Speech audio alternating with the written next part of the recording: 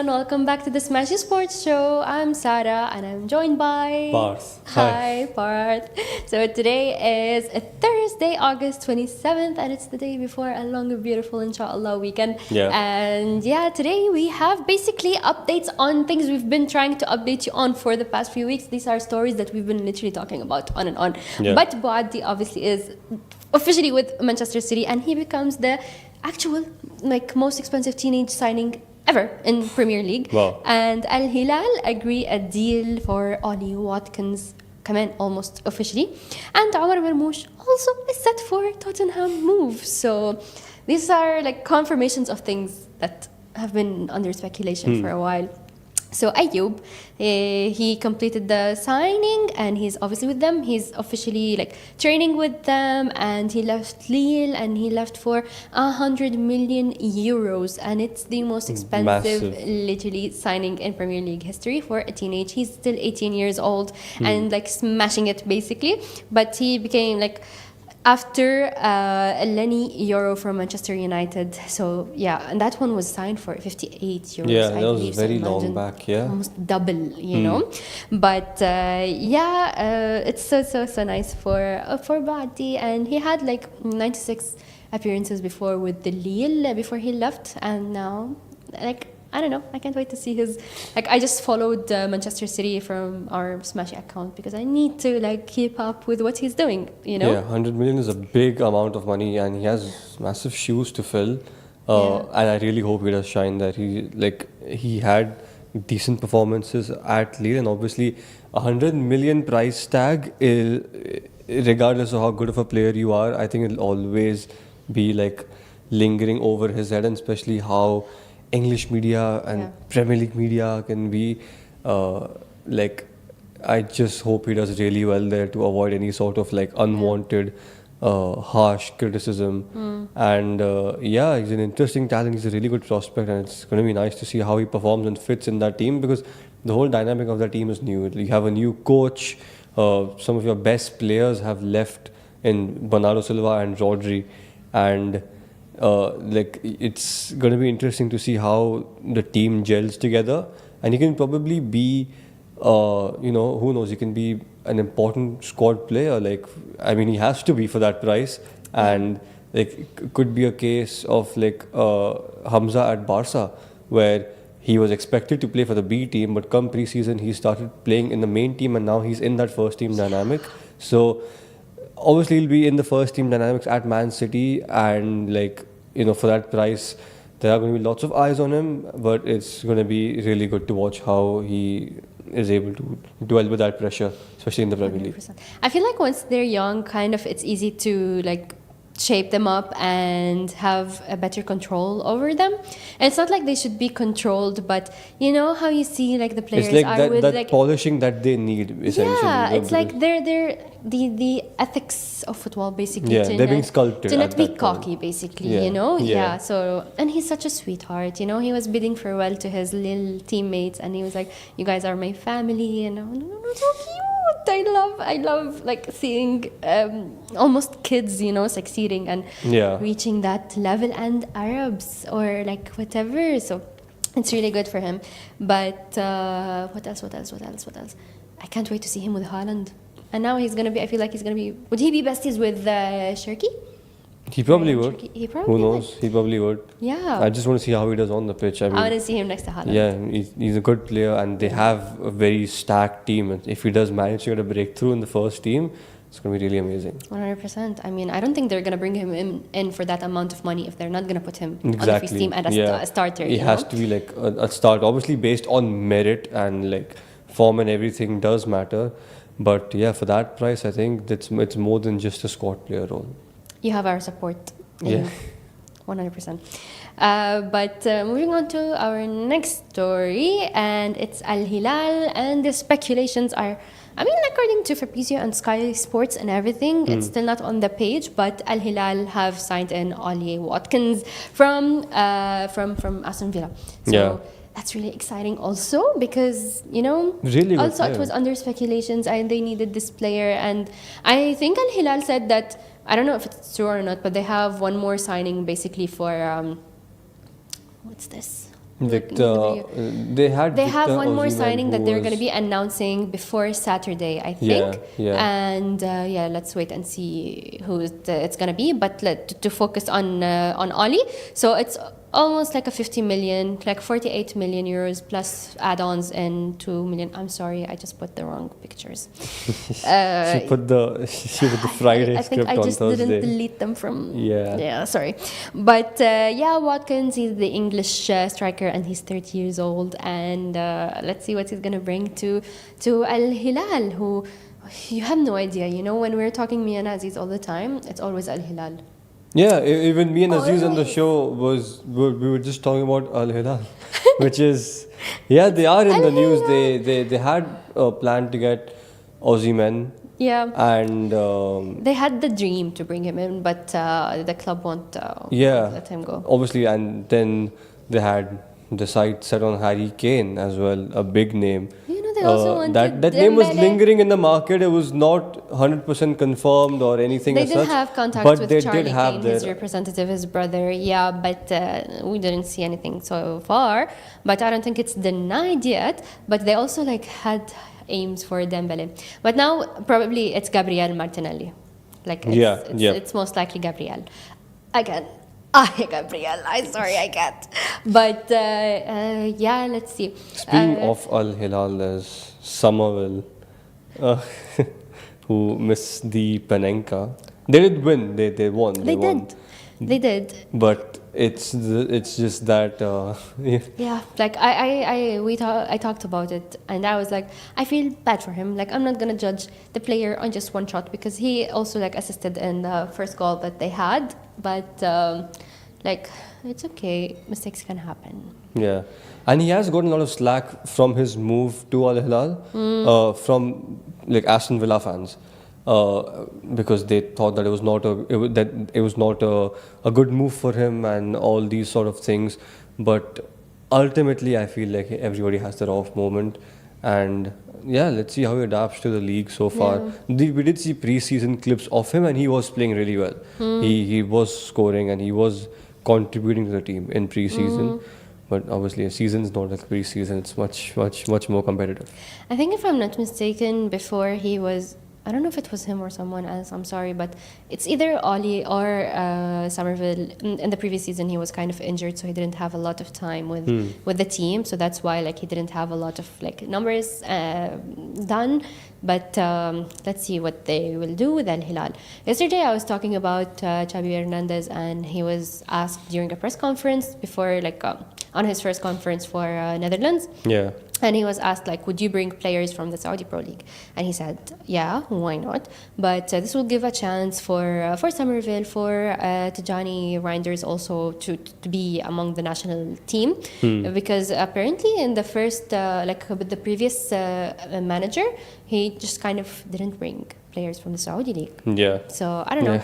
Thanks, Chabi. But let's go to our third story. Oh, wait, no. Ollie, good luck.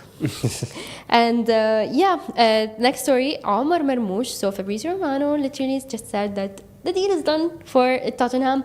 And so I think it's going to be a loan with a mandatory purchase clause if the condition is met, but they still haven't said what the condition is.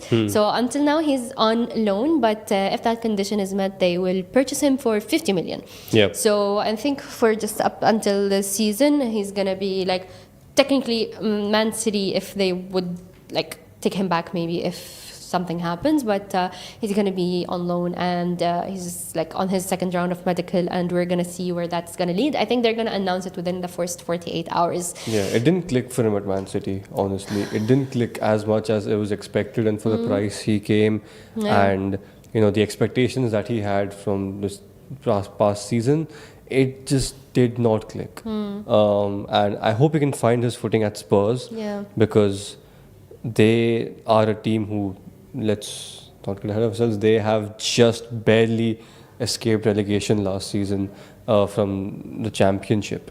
And if they do have something going for them this season, I think it also gives him a new challenge, or it's obviously a new environment. He has, he'll be able to have something to prove himself that, at Man City he was probably in a team that was very, loaded with stars. Loaded not just with stars, with The actual greats power. from the club itself. It's one thing being surrounded by stars. It's another thing being surrounded by iconic players from that club. And he has had his moments. Don't get me wrong.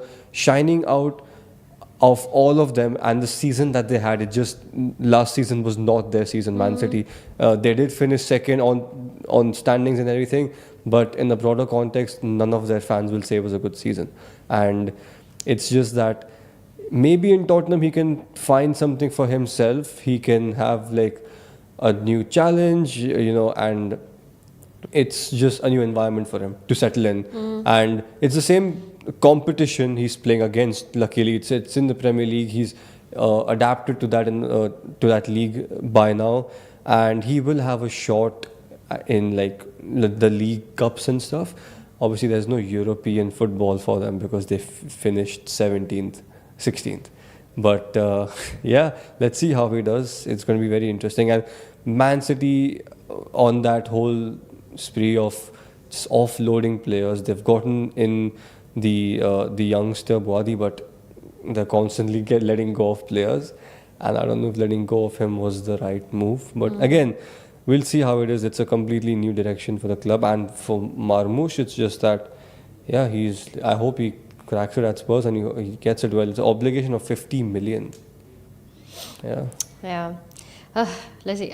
Manchester City, when I was younger, I don't know how I subscribed to something without knowing, and I randomly received like an email from them saying happy birthday. I thought that I want something to go and see. I didn't know how things used to work before, but they used to send it to me like every year, even though I'm not a Man City like a fan, but it was still exciting to see every year. But I was like 14, so I don't know. Yeah.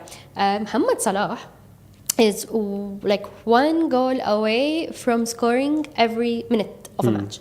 So he still has to score like on the 9th minute, and he would have scored on every single minute of a match. So from 1 to 90. Just needs a penalty. At the 9th minute? Yeah, why not? Could it happen? I don't know. Like I think it's the most probable scenario, right? You're one goal away from history. Yeah. Yeah, and you'll be among the six. But as in if it were to happen in a certain scenario, I think that's the most probable one, because unless they have like a very good counter-attack during that time, it's just 9th minute seems very early for a match. I think anything before the 15th minute is way too early for like the match, but a penalty, decent scenario. Yeah. I don't know. You know, my colleague posted something interesting on our Smashi page, and I'm sorry, I don't know the details, but I felt like it's worth mentioning. So there's this player, Joan Hajam from Nantes, and like 3 years ago during Ramadan, he refused to like break his fast, and like he was off the squad for 3 years, I think. Something like that, and now he's joined Brighton. So I don't know. Like, hopefully Monday I will know more about the story. Good luck to him. Come and tell you. But that seems unfair. Like, I don't know. I want to see what the full story is. But yeah. Something else exciting we talked about in our other show today in the morning, that UAE basketball national team yesterday won their first pre-qualifier game for FIBA Asia 2029. Yep. And they like beat Nepal to 110 and 64. Yeah. And it was really great to see. And they're coming back from a really long time of not being like, of not qualifying. So let's wish them all the luck. Today they're going to have a game, tomorrow, and I think the day after that. On 30th, yeah. Yeah. They are playing today against Kuwait at 8 p.m. UAE time. Yep. It's going to be very interesting. Yeah, you can go and watch the game. We did speak that we were we got a glimpse of their training sessions. You went 2 weeks ago. I went day before yesterday. And yeah, the chemistry I'm seeing in this squad and the togetherness between these players is amazing. You know, since 2011, that's like 15 years, and they're getting a golden opportunity here. They're playing at home. Technically, it is at home. Like in this cup, technically Kuwait is the home team because of brackets, but like UAE is playing in UAE, so they are playing at home. and it's going to be very exciting. And all the best to them, all the best. Good luck, Coach Munir. It's going to be really Good luck, Omar Marmoush. Yeah, good I luck had to to good everyone. luck everyone today. But yeah, and tomorrow the UAE Division 2 football officially kicks in. Yes. So guys, you're gonna support our teams. يعني you're gonna watch, you can watch all the games on Smashi TV. We're gonna be like live broadcasting everything with the highlights, with the match details, everything. Yep. So you can just subscribe to our Smashi TV, and you can also obviously like watch them whenever you want, because they're still gonna be on the app or on the website. So it's gonna be really exciting. I think the first game, who's gonna be the first game tomorrow? I'm sorry, I forgot. I'm not gonna It's waste a your time. lot of games. Yeah, it's like Uh, multiple games happening. So tomorrow 11, we 11. have games in the evening. So we have Al Drums from Ras Al Khaimah. Then we have a game at 7 p.m. as well from Abu Dhabi. It's going to be amazing. It's all these games on display on Smashi TV. We're going to be broadcasting Division 2 and Division 3. 100%. Loads of football, a big football season that's coming up. Yeah, it is coming We up. have Division 3 tomorrow. We have Division 2. It's on Friday. We have at 5:45. There's Al Drums versus United. At 6:30 we have Novosa versus Gulf United, and then at 7 we have Forte versus Masfout. Yeah, it's Gulf United, the B team, right? Yeah, it's B team. B team. Obviously, Yeah, Iniesta might not be there, but it's fine. I just gotta say, I saw it yesterday. It's yeah, the big club, and we also have other games coming from Al Ittihad, Precision, Fursan Benuna, Royal. España. Fursan España is really So exciting. this- Roberto Carlos, shareholder. Yeah, so And- this weekend is stacked with Division 2 and Division 3 football. You can catch all the action live on Smashi TV. Yeah. We're going to be streaming all of it, and we'll also have highlights in case you do end up missing it. It's going to be all on our app. We'll have the highlights and matches available for you Yeah. on the spot.